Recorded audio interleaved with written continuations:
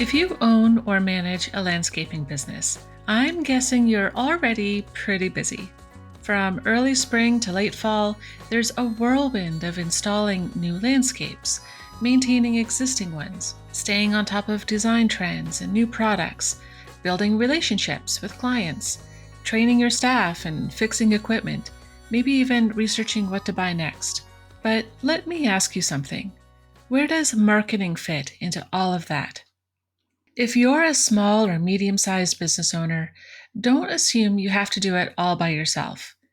If marketing tasks are something you keep putting on the back burner, then this episode of the Landscape Ontario podcast is for you. And I'm your host, Karina Sinclair. I've invited Vanessa McQuade and Rob Murray from Intrigue Media to talk about what it's like to partner with a marketing agency. And in the same way that you're an expert in landscaping, Rob and Vanessa are experts in helping landscape companies like yours grow revenue and build local awareness. In fact, one of their happy clients stated that since working with Intrigue, their revenues have increased by 68% in 6 months. So if costs or uncertainty have been holding you back, listen up. Today, we're talking about budget expectations, setting marketing goals, and the value of building relationships with an external marketing agency so you don't have to do it all by yourself.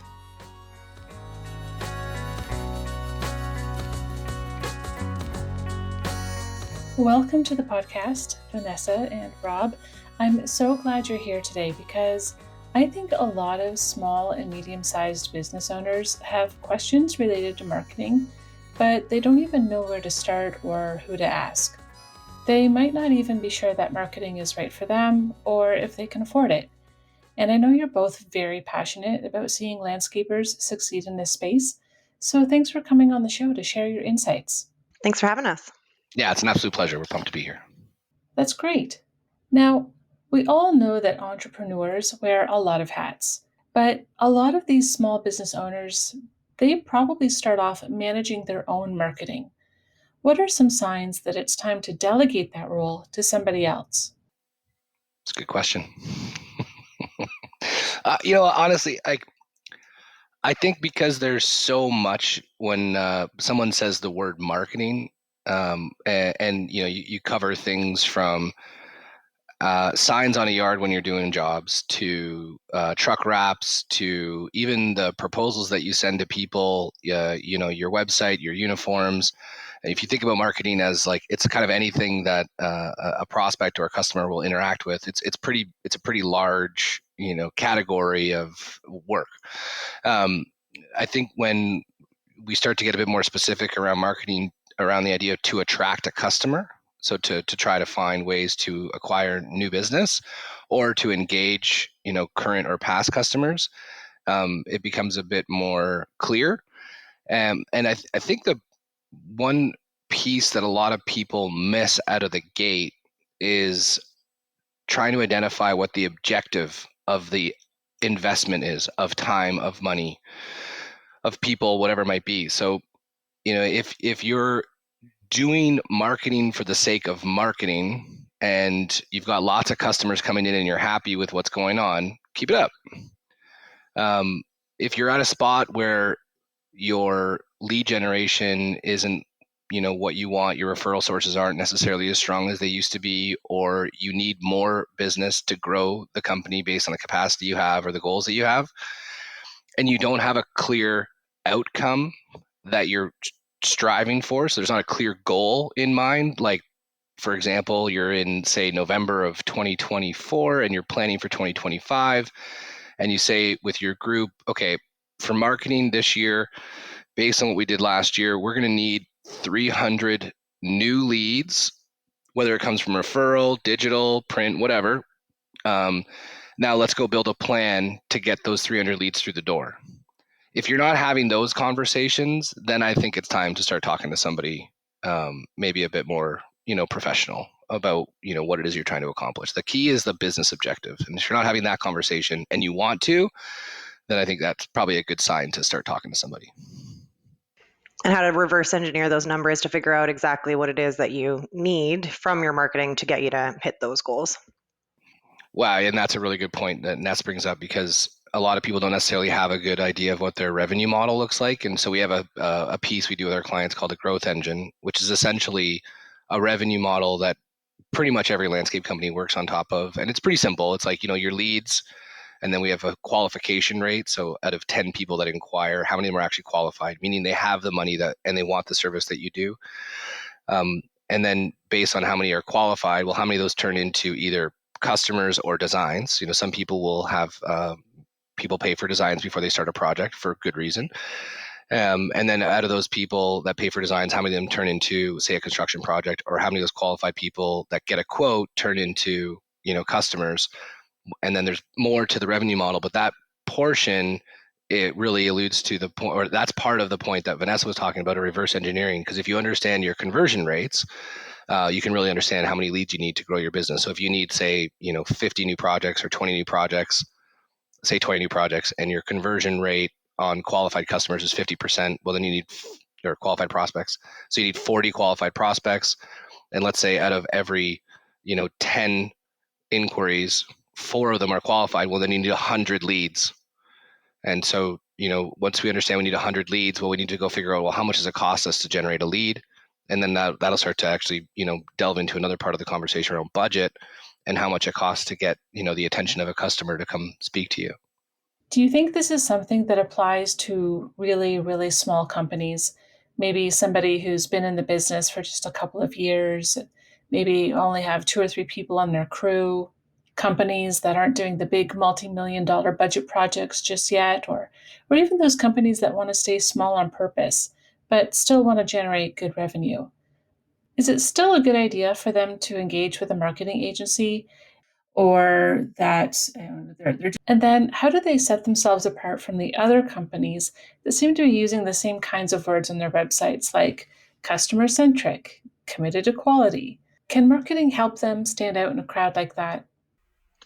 The revenue model definitely does lay on top of all the businesses, whether you're small, medium, large. It's a matter of figuring out, what do we need? Because maybe they're, to your point, they are staying small on purpose. So maybe they don't need as many leads. And to Rob's point before, if it's, word of mouth at that stage, which is a lot of times, maybe they don't need to partner with a marketing company at that point. But if they've gotten to a point where their goals are more than what they're getting from their referrals and word of mouth, then that could be the stage. And a rough rule of thumb is around like a 2 to 5% of revenue for your marketing budget, and it varies depending on what you're trying to accomplish. So, for example, if you have some foundational pieces like your website and some stuff done, and you have like steady leads coming and you just want to increase a little bit, then a 2% could be very possible, opposed to, we have some people come on that don't have any foundational pieces. We kind of have to restructure and do everything. They might be looking more around like the 3 to 4%. So that range does help people kind of have a starting point. And then sometimes, if they've never done marketing before, going up to the 2%, depending on what their revenue's at, might be a little bit overkill for them based on their goals. So it really is tying it always back to the goal. So that's just a rough rule of thumb. But if you can tie it back to the goals, and you can maybe be like, you know what, to start, just to get your foot in the door and to get used to this idea of like partnering with a marketing company, you might be able to do like a 1.5%. So it definitely does vary based on those goals. Yeah, and especially for the smaller businesses that you're referring to, first things first is owner's pay. So the person running the business with, say, 2 or 3 staff, maybe one crew, um, are they getting what they need out of the company to live the life they want? And if the answer is no, well, that's the first question to address. And if the answer is yes, and they're paying their crews, and then they've got money left over based on the budget that they're looking at, and they want to invest in something that's going to start building a bit more of a predictable lead system as opposed to being dependent on hopefully somebody calls in, that's a good time to do it. Even if you're a $300,000 business, $400,000 business, you can still invest, 7, 8,000 bucks. It doesn't have to be crazy. And there are options for folks with smaller budgets to be able to do things that are easier to accommodate like lead gen for smaller budgets. And if they're doing smaller jobs, they're actually easier to generate. So, if you're a smaller business and you're, let's say, doing lawn maintenance as an example, or you're doing, smaller hardscape projects, so you're doing more patios and pavers, and average job size is maybe 7-8 grand, something like that. Um, those jobs are actually more affordable to get. There's more of them, and they're easier to get. And using a simple Google Ads strategy, it can bear a lot of fruit. Now, doing it yourself, there's a huge asterisk that there's a million ways to configure Google Ads. So I would still recommend reaching out to somebody who knows what they're doing and has a track record of doing a good job with it. But that's why one of the things, and I mean, I'm not trying to plug us, but just to give you an example, like there are companies that will essentially like lend you a Google Ads campaign, so you don't have to pay to have it fully built for you, and you can run a Google Ads campaign through your say shoulder season into peak season for 7, 8, maybe $9,000 a year, and it'll bear fruit. And I think one of the things that a lot of people need to understand: marketing done poorly is an expense that people shouldn't afford. Marketing done properly is an investment that pays for itself. And so, another question coming later in this interview, and maybe we dovetail into it, is what can you expect from a marketing partner? Well, people should be talking about ROI. This marketing done right is not something that you hope works. There's enough demand in the marketplace to capture your fair share. And so a marketing partner that knows what's up will be able to show you and demonstrate how this thing should make money. Well, whether it does or not, and there's macro forces at play, so sometimes things do go a bit wonky, but for the most part, someone worth their salt can prove to you how it's going to make money, with, again, an asterisk that your sales process is like half decent, because marketing companies don't close deals. You still have to visit people and build trust and get people to sign agreements. That's a really good point, that it shouldn't be something that you approach as a potential waste of money, but rather that this is an investment that's going to make you more money. It's that old adage, you can't earn money without spending money.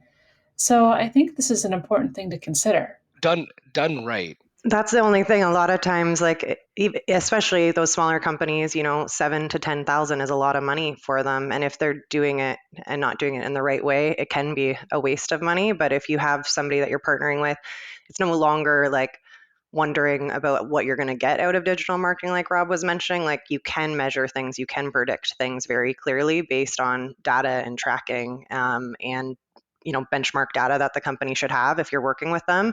So they should have a very specific, clear goal of what they're going to be able to generate for you for the amount of money that you're putting in. Or if not, we have a lot of people come to us and are like, we're trying marketing, we're dabbling here, we're doing this, and like they are unfortunately wasting the amount of money that is important to them. So just making sure that you're partnering with someone that can give you that data.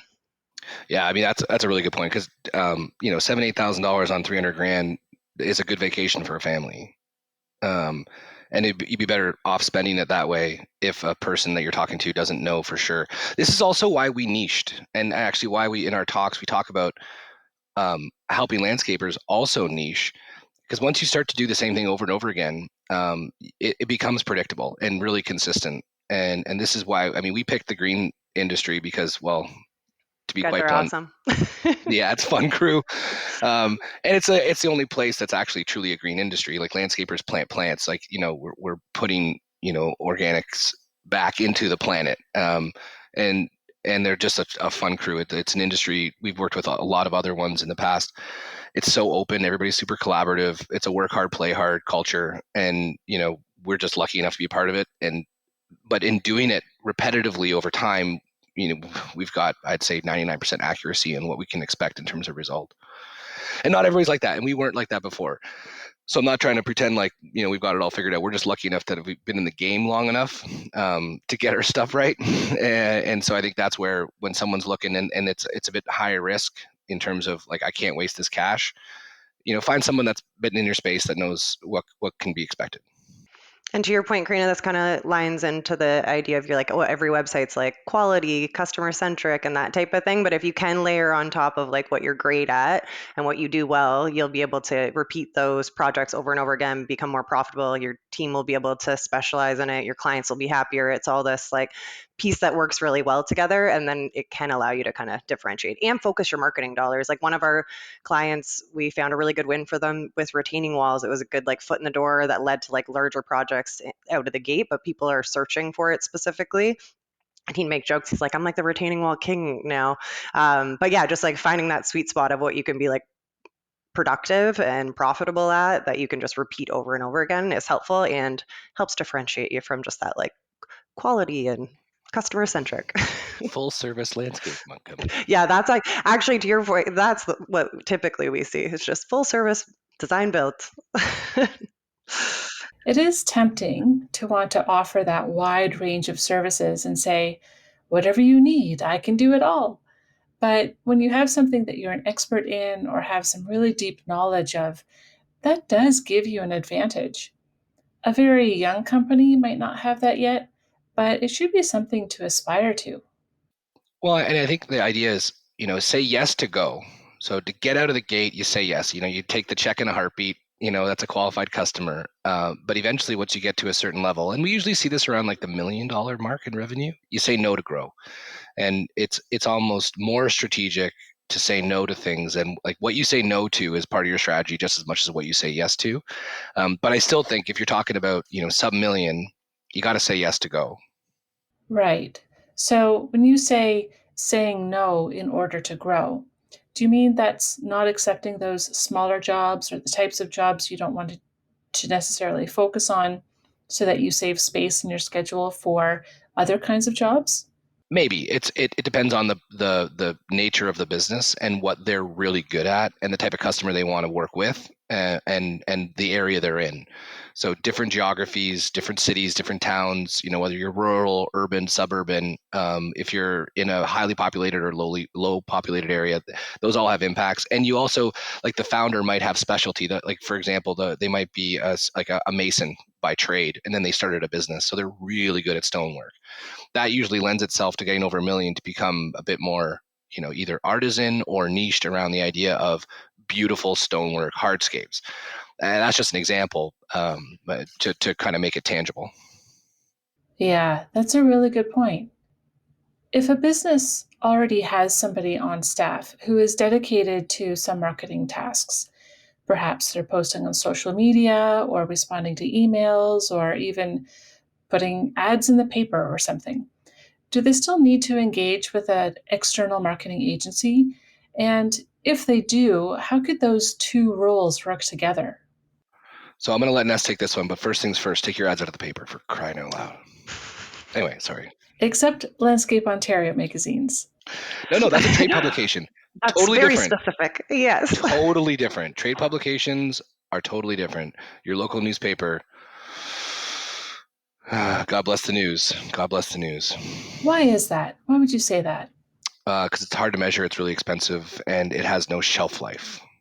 So that addition is gone quick, and your ability to attribute your lead gen to it is difficult at best.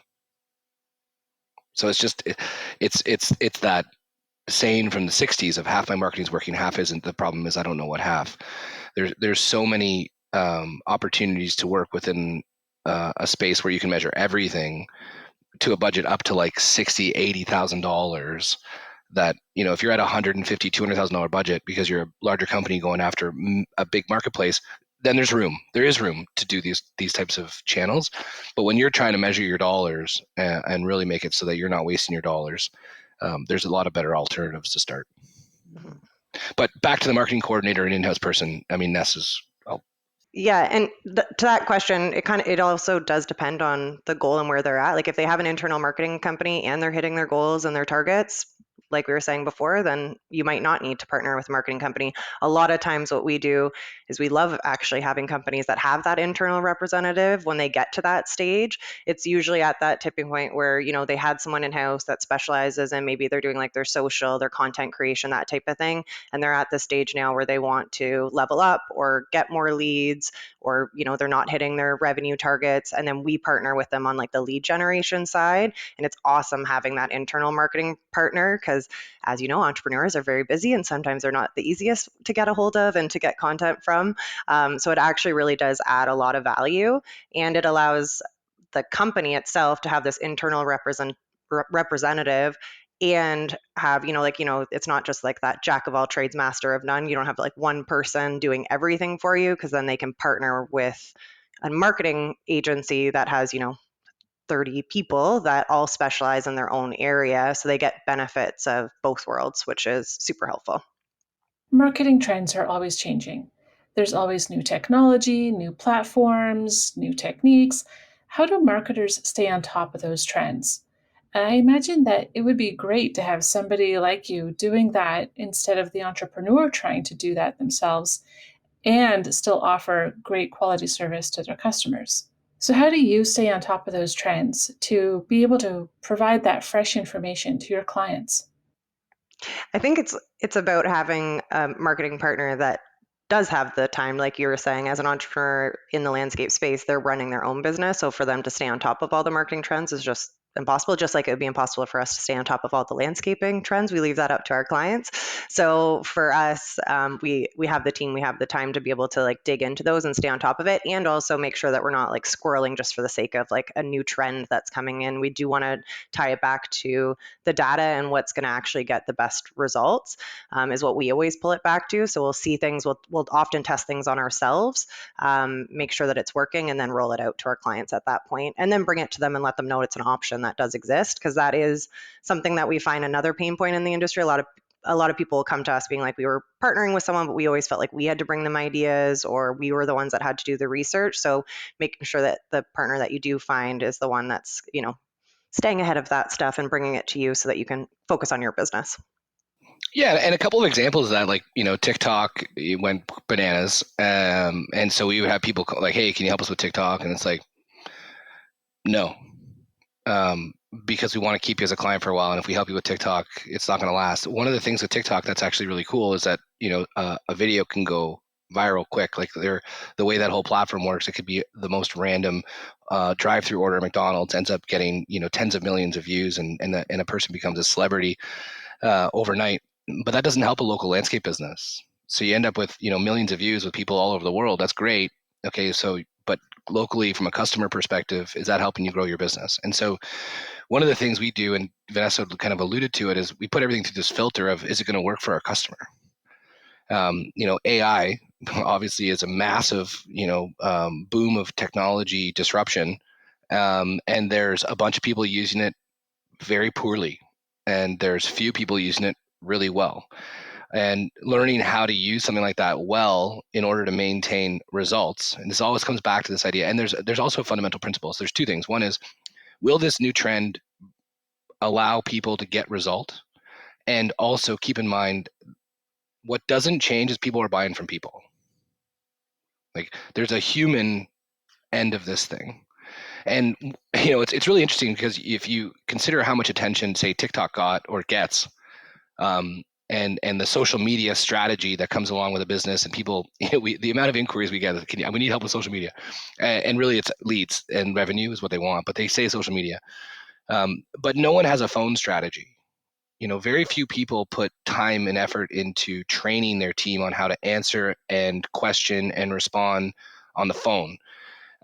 But you could argue that the phone is a more meaningful customer interaction that probably should get more attention. And I think if entrepreneurs and marketers alike always keep in mind that we're here to support people and help people make good decisions to enhance their lives, whether it's in their backyards or anything, that fundamental principle is timeless. At least for now. I mean, who knows if robots start buying landscapes, but that's not here yet. Maybe next week. Yeah, maybe next week. Maybe. Exactly. But yeah, to that point too, of like making sure that if you are investing dollars, again, whether you're small or a large business, making sure that the dollars that you are investing in the marketing aren't like falling through the funnel on the sales side of things. I've met with a lot of clients too that are like, oh, we have our calls go to a recording and then we'll call them all back. But I'm like, if someone's ready to call you and talk now, just by picking up the phone, you might increase your conversion rate by 20%. And then again, that marketing dollars that you're putting into it, you're getting way more back and way more return on investment for that. So as much as we are on like the marketing side of things, always looking at it from that sales lens of like, how do you get the most out of these leads? Because you just don't want to just have to keep investing in the marketing side. You could maybe keep your same marketing budget and just improve the sales side of things too. That's such a great point because I think of all the times where I've called somebody and then been surprised when a human actually picks up. Like Yes. I'm already and prepared to leave a message, and then I'm startled when there's somebody who actually says hello. Well, and those companies are winning, and they are larger, and not they're not larger so they can answer the phone. No, they've been answering the phone since they were small, and that helped them grow. And it's so ridiculously simple. Yeah, it seems obvious, but obviously it's not. No, it's crazy. So, with marketing, there's lots of terms that you guys have been using because you live and breathe it. You talk about lead generation, conversions, digital marketing strategies, Google Ads.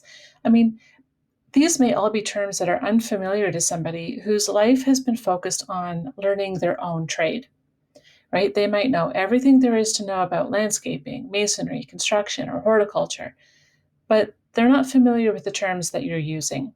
So, how would somebody in that position even know what to ask when they're coming to you? You mentioned a minute ago that people often ask for help with their social media or that they've heard about TikTok or some new platform that's big and they want to get on that. But it sounds like you probably have to offer a lot of education to help them understand there's a lot of other things involved in marketing that could be helping them first.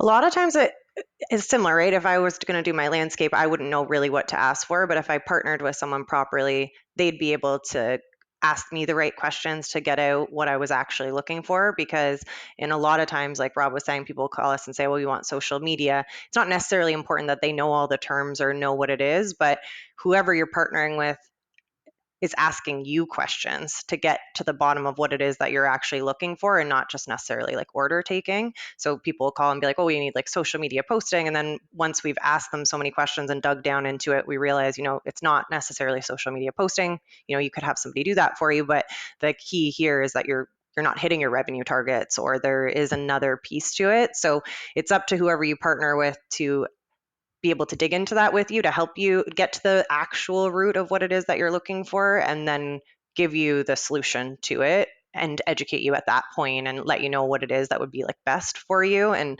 if you're partnering with someone, they'll be able to explain those things to you because it is a lot of words and jargon, just like there is in the landscape space too. So just making sure that whoever you are partnering with can break it down and make it more simple for you.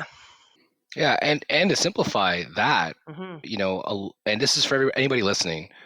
A lot of times, people will think they need to do what they see.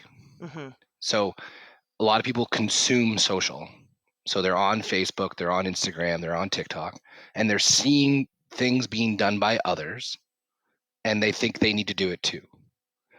And they don't know if it's working or not, but they see it and think we're not doing that. Oh, or they think they're like, oh, that's a good company. I want to be like them. Um, what we need to think about from a fundamental perspective, and this is marketing 101, be where your customers are. Okay. So if you're a landscape company and you go to even like a home show, classic stuff, you got all these people and they're not as popular anymore, but you go to a home show, you're where customers are. If you're a landscaper and you go to a fishing show, it's just not the right crew. There might be some people that fish might have money, people that have money might have homes, but you're like 3-4 degrees of separation away from what could be a customer. So when we're looking at digital stuff, we really want to simplify this thing to search to start. If somebody's on Google looking for a landscape contractor, that's a good place for you to show up because someone's looking for what you do. And then when they get there, your website needs to be easy and frictionless. If you want to know what frictionless design looks like, buy something on Amazon. Swipe, purchased. It doesn't get any easier than that. But if you go to your website, and if you're listening to this now, go to your website. Is it clear what someone should do when they get to your site? Do they have to scroll? Do they have to click? Can they get a quote in less than 30 seconds without having to go anywhere? We have to make it as simple as possible for someone to reach out. And we have to be where they are when they're looking. And that's as simple as it gets to start. You can grow from there. But being around when someone searches, whether it's organic search or paid search, and having a good website, that's the starting point of a good kind of fundamental digital marketing approach. And that's just to kind of oversimplify this idea and really focus on this, again, these timeless principles of be where your customer is. And get really good Google reviews. Oh yeah, reviews. Oh yeah, reviews. Yeah, no one thinks you're great. They want to hear from everybody else. Yeah, exactly. It sounds like these business owners don't need to have all the answers. The point is to seek out the experts who do understand it all and then trust that there will be a process to sift through their needs and build a solid plan. Yeah, but if you're listening to this as a landscape entrepreneur, understand that a really good website that's easy to reach out and a good search approach, so being there when people are looking, is where you should start. Once you're tapped out of that and leads have dried up and you're not even spending your ad budget in, say, Google Ads, or you've invested a bunch in search engine optimization and you're ranking for everything and you're not still getting enough leads, well, then you can move into another channel. But if you look at it like bullseye out, the bullseye is the site, the red one, the green one, the one around the bullseye, that's search. And then after that, it's just a bunch of numbers that, darts may hit, may not. But those two are muy importante. Now, as we speak, it's currently July. It's toasty across a lot of the country. It's in the middle of the busy growing season for all of our landscapers. So they're already so busy, their timing is maxed out.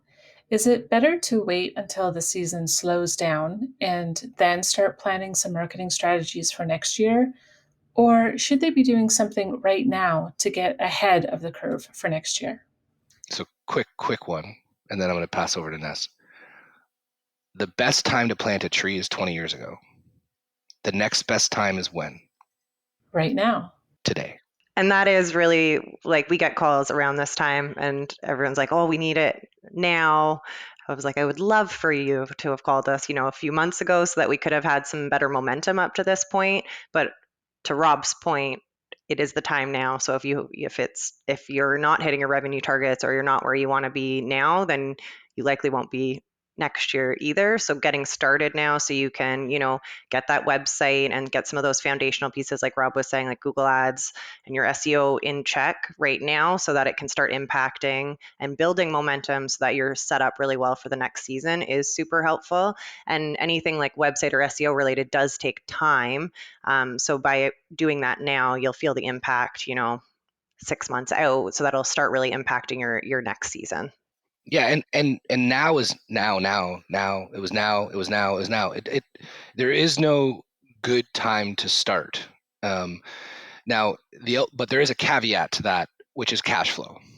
So, for some of these folks, if they don't have a winter, if they're not doing snow, or they don't live in the southern hemisphere, it can be tough maybe to get going in, say, February, right? So maybe in that case, you want to consider the fall as a good starting point. But I can tell you with 100% confidence, everybody who starts now has a better spring of 2025 than if they start in November or January. And there's a lot of reasons as to why that's the case. And the biggest one Vanessa mentioned, which things do take time. It also takes time to get everything built. Algorithms to optimize what you're doing take time. And sometimes you stumble out of the block and you think it's supposed to be one thing. Market shifts a little bit. You got to learn and react. We had a customer's name's Chris Shear. He came to us in August of 2022. He saw the headwinds kind of changing. We all know 2020, 2021, 2022, it was gangbusters. Winds were at our back. He saw it kind of shifting. He was doing stuff on his own, like literally doing it himself. And he's like, I think I need to up my game and get ahead of this so that come spring of 2023, I'm in a really good position. And, the fall, things sputtered a little bit. We were working on the account. We had to adjust the site, blah, blah, blah. And then come February, it was just banging. So, it makes it so that you have a bit of room for error when you go through the peak season because you've got the chance to adjust before. And imagine those landscapers who feel really busy right now and feel like maybe they don't have enough space in their day or the mental calories to put towards something like this. That's the whole point of working with an agency, is to maybe do a little bit of that exploratory stuff together up front, but then leave it to the experts to start building it out so they can keep focusing on their own customers. Yeah, 100%. We kind of look at it like personal training. Like, we're going to set up the sessions, maybe a 45-minute or an hour at a time to get what we need to get going. It's not like you have to dedicate full days to get stuff off the ground. And we're almost like a accountability partner to get people working on the business. Everybody hears it, right? Stop working in the business, work on the business. Everybody's like, okay, great, thanks. That sounds great, but I'm busy as. Carving that time out can be difficult. And I know for myself, I'm the only meeting I miss is the one with myself. If I've got a session with Ness set up or with Hunter or with you, I'm there. And I think we can bring that accountability to folks, so it makes it easy for them to start working on their business in bite-sized chunks, so they don't have to think it's this daunting, overwhelming 3 full days, for 3 weeks. Like, it doesn't have to be like that. Mm-hmm. Yeah. So it sounds like it actually becomes a much lower barrier to get into the service that's going to help them grow their business and their revenue and support their staff with the lifestyles that they all want to have. Boom. Yeah. Nice. Do you have any parting advice for those small and medium-sized business owners? Is there anything that you'd like to leave them thinking about? We kind of touched on it, but didn't dig into it specifically. But I would say around the idea of making sure whoever you're partnering with is tracking everything very clearly so that you can see those goals. Even if you're doing it yourself, making sure you have like Google Analytics or GA4 set up with goals set up so that you can see, how many phone calls and how many forms are coming through and what medium they're coming from, is really important. If you're partnering with anyone else or even yourself, there's a tool called What Converts, which is amazing. And it really allows you to track from the lead to the dollar of, this lead came in on this date, we quoted them at this amount, and then you can put in your sales value, and that sales value will actually feed back into Google's algorithm as well and try to find more people like that. But the big piece with What Converts is it really lets us see what campaigns are working well, what money should be put into the campaigns that are bringing you the best return on investment, making adjustments to the ones that aren't performing as well as they should be, or pausing those ones entirely. So it just makes it so that you can get the most out of your marketing dollars from like the Google Ads side of things or SEO or any of these pieces, because it tracks every single lead, where it's coming from and which ones are actually converting for you. So I would say, yeah, if there's anything that we didn't make in terms of like a specific piece there, What Converts is a really great tool to look into. It's game changing. Or call us if you have any questions. Yeah, happy to help it no matter what. Yeah. There's 2 things I would want to just leave with for all the entrepreneurs listening. The business is meant to serve you. If you're in a position where you feel like you serve and you are doing everything for the business, it's a good opportunity maybe come this fall when things slow down to take a check of like, what are we trying to accomplish here? Oftentimes we see people, missing dinners with their families, not being able to get away because they're trying to serve this business and to their own detriment. And so, we're a marketing company. We help people make money. But one of the things we have to understand is that, are you getting paid what you need to get paid, what you want to get paid? And then how can we reverse engineer this business to help you do that? And one of the things on top of that is that mindset, I think, is really important. And we see this in a lot of places. Everything that you want is possible. You got to believe it's possible. And I think one of the best ways to do that is with a peer group. And if you can join a group of people, whether it's through an association like Landscape Ontario, whether it's a private peer group, whatever it might be, with people that are past where you are, there may be even past where you think you can go, and people that are maybe smaller than you, so you can show them what's possible. I think the peer group is an invaluable place to help get your in between your ears right. Because these entrepreneurs work their butts off. They're the ones that they put mortgages on their houses so they can buy equipment and grow their businesses and hire the people in our communities and support our soccer teams and hospitals and all that stuff. And so I think it's just really important that you all understand that are listening that you can do it. And there's some good people out there that can help you, whether it's peers, associations, and dare I say even us. But we're here to help. Oh, it's so important to remind everyone that they're not alone. Mhm. It can be a very lonely place to be a business owner and operator, and feeling that responsibility of carrying the livelihoods of other people and the expectations of your clients. Those worries would keep you up at night. And if there's something like this, working with a marketing agency that can help you get past that to boost your business and grow your revenue, it's maybe something to consider putting some money aside and building out that marketing strategy. So, thank you to you both, Rob and Vanessa. I appreciate your expertise and the time you've taken to share some of your insights today. I hope the audience really finds it useful and inspires them to look at the different ways that they can really start to maximize the potential of their businesses. Awesome. Thank you so much for doing this, Corinne. I really appreciate it. Yeah, thank you so much. My pleasure. Do you think you're ready to lean into marketing your business now? You don't have to worry about going viral or spending a huge amount of money. Working with an expert marketing partner can help you identify your niche in your local market to reach qualified clients. This allows you to focus on what you're really good at and maybe even gives you a little bit of free time back for yourself. Who couldn't use that?